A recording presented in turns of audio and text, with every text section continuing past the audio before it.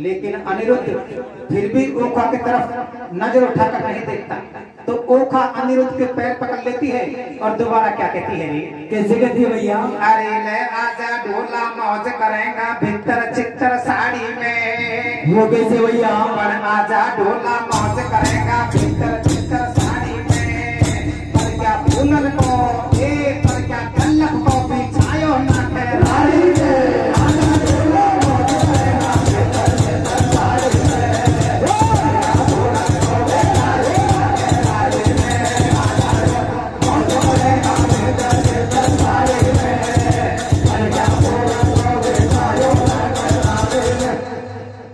जब से गया तू छोड़ के मुँह मोड़ के जैना की आधी रात को। कैसे? बन गो बलम मेरो प्रिय आगे बढ़ा दे हाथ को। और कैसे भैया? शायद मेरी हो जाए बर्बादी। कैसे? क्या कहती है ओखा? कैसे कहती है मेरे भैया? अरे चाहे मेरी हो जाए बर्बादी, मैं तो इसे करूंगी शादी। तेरे लिए मरने को तैयार और यही फैसला करती हूँ मैं सच्चे दिल से प्यार। और कैसे मेरे भैया? अब चाहे मारू ठे या दादा। कैसे?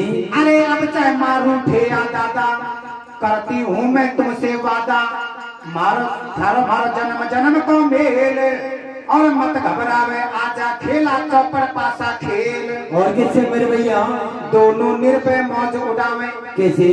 अरे दोनों निर्भय मौज उड़ावे, भोजन घास बदल के खावे।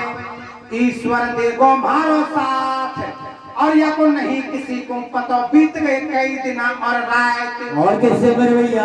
आप वे बन गए औरत मर्द करो रे खाने बिन को गंडो।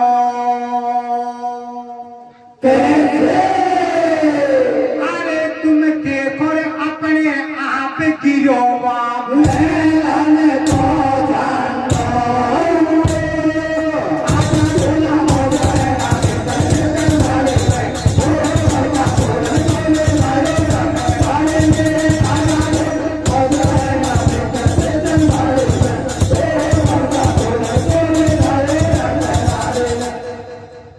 अब वे बन गए औरत मर्द करियो रे खान बिन को गंडो। अरे तुम देखो अपने आप गिरो वा महलन को झंडो। जो बाणासुर ने महल के ऊपर झंडा लगा रखा था कि मेरे समान कोई वीर योद्धा आएगा तो ये झंडा गिर जाएगा, मुझे पता चल जाएगा। मेरे सज्जनों, जैसे ही चित्ररेखा ओखा और अनिरुद्ध दोनों का मिलाप एक जगह करती है, बाणासुर का महलों का झंडा नीचे गिर जाता है। लेकिन बाणासुर को फिर भी पता नहीं चला। बाणासुर तो अपनी हजारों भुजाओं के बल में लीन मन में विचार कर रहा था, मेरे समान कोई वीर योद्धा अब तक मेरी सीमा में नहीं आया, भला कहां से आएगा। लेकिन उसे क्या पता कि मेरे समान वीर योद्धा मेरी सीमा में क्या मेरे महलों में प्रवेश कर गया। मेरे सज्जनों, जब एक दूत एक पहरेदार रात को महल के चारों तरफ पहरा लगा रहा था, वो सारी वार्तालाप सुनता है और सुबह भागा भागा बाणासुर के पास गया। जाकर कहने लगा, रे महाराज, मैं आपसे एक बात कहना चाहता हूँ, लेकिन आप मुझे मारना मत। कि भैया बात सही है, तो हम आपको क्यों मारेंगे? कि महाराज, आपकी बेटी ओखा ने किसी पराये पुरुष को अपने महलों में शरण दे रखी है। बाणासुर गुस्से में लीन अपना तेगा हाथ उठाता है, ओखा के महलों में जाता है, तो बाणासुर को अनिरुद्ध मिलता है। बाणासुर अनिरुद्ध को पकड़कर अपनी जेल में डाल देता है। इस बात का किसी को पता नहीं चला। 6-7 महीने बीत गए। एक दिन नारद जी उसी रास्ते से दोबारा गुजर रहे थे। नारद जी ने सारा हाल देखा। नारद जी भागे भागे भगवान श्री कृष्ण के पास गए और जाकर कहने लगे, भगवान, आप तो यहाँ आराम से बैठे हुए हो, लेकिन आपका पोता, आपका नाती बाणासुर की जेल में पड़ा पड़ा सिर रहा है। भगवान श्री कृष्ण फिर भी युद्ध के लिए तैयार नहीं होते, तो नारद जी कैसे तैयार करते हैं और क्या कहते हैं? कैसे कहते हैं भैया? नामी यदुवंशी परिवार। कैसे? अरे नामी यदुवंशी परिवार दुनिया दे रही है धिक्कार। बाणासुर की आओ खाए और तेरे पड़ियो जेल में नाती हंसी कर रही सातों जाए। और कैसे मेरे भैया? उठा लियो चक्र कन्हैया ने। वो कैसे?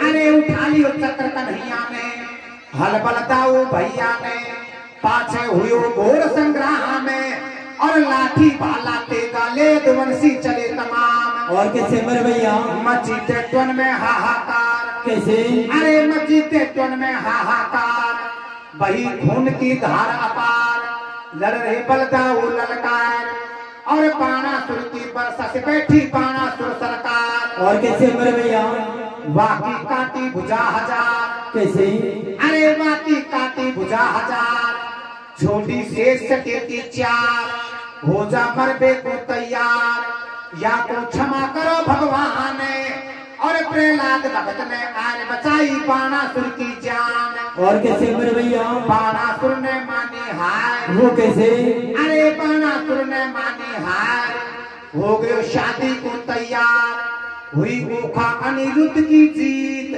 और संग सहेली साथ कार ही मंगल ब्याह के गीत। और कैसे मेरे भैया बोले हंस करके भगवान, कैसे अरे बोले हंस करके भगवान, या को मारो मैंने मान, घमंडिया को जेसु मैंने मारो, अरे कैलासन में जार बता बम भोला को ललकारो।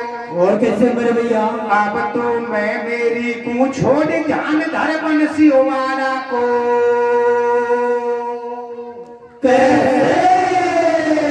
और हे दीनन के दीनानाथ हरि रवा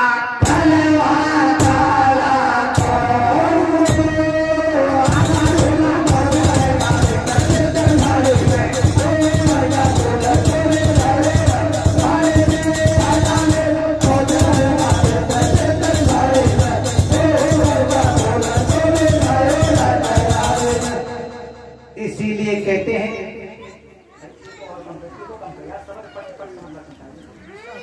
हेलो हेलो हेलो, समझ बैठे को बैठे पहला तुम ये बताओ। लाइट गई अब और इसे अच्छा पतलटा बावली बात करिए या कितने की सका बात खाली बात क्या पता कितने सही या पत बीच में गा लेता।